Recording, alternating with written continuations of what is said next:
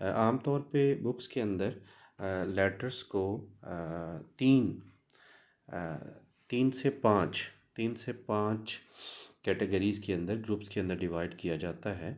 जिसके अंदर जो पहला ग्रुप है, उस ग्रुप में वो लेटर आते हैं जो कि जैसे इसको मैं यहाँ पे साथ लिखता जाता हूँ। जैसे सी है और जैसे ओ है।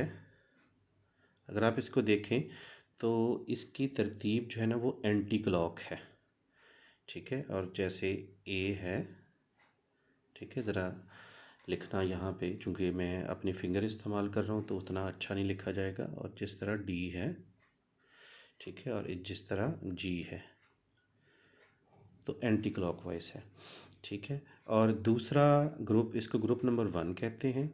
तो ये एंटी क्लॉकवाइज है। इसमें आप देखें कि सी को ही हमने जब थोड़ा सा, ये इसमें अगर आप देखें सी को हमने थोड़ा सा फुल किया है कि हमने ए जो है वो, उसमें हमने सी के साथ जो है ना एक लैम्डा सा लगाया, तो वो ए हो गया। और इसी तरह ओ के साथ हमने टेल लगाई तो वो डी हो गया। और इसी तरह जब ओ के साथ जो है ना वो नीचे की तरफ हमने लंबाई में खींचा तो वो जी बन गया। यानी एक ही लेटर से ज़्यादा बन रहे हैं। तो ये ग्रुप जो है उसको हम कहते हैं एंटी क्लॉकवाइज लेटर्स का ग्रुप।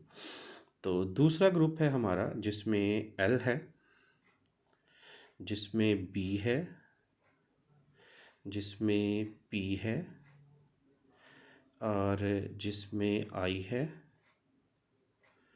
और जिसमें जे है, सॉरी, जिसमें जे है।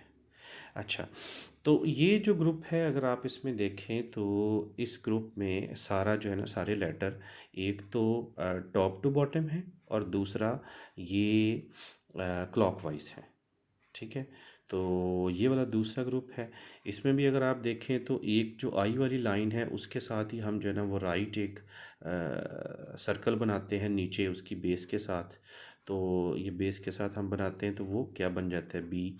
और इसी तरह वो सर्कल जो है ना वो हम ऊपर ले जाते हैं और नीचे जब हम आते हैं उसको लेके तो वो पी बन जाता है। और इसी तरह ये एल और आई में कोई ख़ास फ़र्क नहीं। और इसी तरह जे को जो है ना हम साथ उसकी एक टेल सी बना जाते हैं लेफ़्ट साइड पे, तो जे जो है ना वो बन जाता है। यानी बच्चों को ये समझाने में इस तरह, इससे ये फ़ायदा होता है कि जो बच्चे गलतियाँ करते हैं, मसलन जैसे बी और डी के अंदर लोग बच्चे जो है ना ये उनको मसला आता है कि बी का जो है वो जो टेल है, बेस है, वो लेफ़्ट साइड पे, राइट साइड पे है। तो ये ग्रुपिंग में करने से उनके ये वाले मसाइल हल हो जाएंगे। और थर्ड ग्रुप जो है वो है हमारा जिसमें एच है, जिसमें आर है, जिसमें एन है, जिसमें एम है,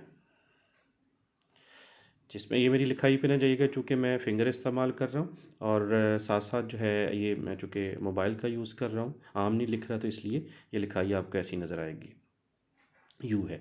अच्छा, इस ये जो तीसरा ग्रुप है इसमें अगर आप देखें तो ये इसमें दोनों चीज़ें हैं। ये एक टॉप टू बॉटम भी है और इसमें जो है ना वो आप देखेंगे तो ये क्लॉकवाइज भी है और कुछ जो है ना वो एंटी क्लॉकवाइज भी है। अच्छा, इसमें भी आप देखें तो ये एक जैसे लेटर हैं। जैसे आप एच की बेस देखें तो एच की बेस जो है ना वो तकरीबन आर में भी वही यूज़ हो रही है। अच्छा, वही एच की बेस जो है ना वो एन में यूज़ हो रही है, क्योंकि एच की जो बेसिक साइड है, जो फर्स्ट वन है उसकी लाइनिंग, उसको अगर आप ऊपर की तरफ लंबा करें तो ऑब्वियसली ये क्या बन जाएगा, ये एच बन जाएगा।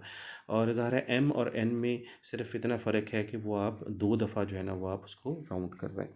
और इसी तरह यू जो है ना वो आप अगर एन को उल्टा कर दें तो वो यू बन जाता है। तो ये एक तरह के हैं, ठीक है। तो ये तीन ग्रुप हैं। चौथा और पांचवा भी हम जो है ना वो ग्रुप, वो भी इसी तरह अभी वो वीडियो लंबी हो रही है, वो भी इसी तरह ही चौथा और पांचवा ग्रुप, पाँचवें चौथे ग्रुप में Y F T S E आ रहा है और पांचवें में K X V Q W Z आ रहा है। और वो भी इसी तरह आपस में मिलते जुलते हैं, स्पेशली उनकी राइटिंग के हवाले। असल में ये ग्रुपिंग राइटिंग के हवाले से की गई है ताकि बच्चों को राइटिंग के अंदर कोई प्रॉब्लम ना आए। क्योंकि अगर हम कहीं भी देखें तो ये जो अल्फ़ाबेटिकल ऑर्डर है, इसका लैंग्वेज डेवलपमेंट के अंदर, यानी ज़ाहिर है अल्फ़ाबेटिक से उन्होंने टू वर्ड्स की तरफ जाना है, फिर थ्री वर्ड्स लेटर की तरफ जाना है, थ्री लेटर वर्ड्स की तरफ जाना है, फिर फोर लेटर वर्ड्स की तरफ जाना है। तो ऑब्वियसली इसमें कोई भी आपको वो फ़ायदा अल्फ़ाबेटिकल ऑर्डर सीखने का नज़र नहीं आ रहा लैंग्वेज डेवलपमेंट के अंदर अल्टीमेटली। तो इसलिए अगर बच्चों को हम ए से शुरू करने की बजाय सी से भी शुरू कर रहे हैं और उसके लिखने के अंदर उनको आसानी हो रही है और दीगर बहुत सारे फ़ायदे हैं, तो मेरा ख़्याल है इसमें कोई मज़ायक़ा नहीं है कि हम बच्चों को इसी से शुरू करवाएं। तो ये जिस बुक के अंदर भी ये वाली स्ट्रेटजी इस्तेमाल हुई है, ये बड़ी ही अफेक्टिव है अगर टीचर इसको समझ के आगे जो है ना इसको इम्प्लीमेंट करवाएं। जज़ाकल्लाह खैर।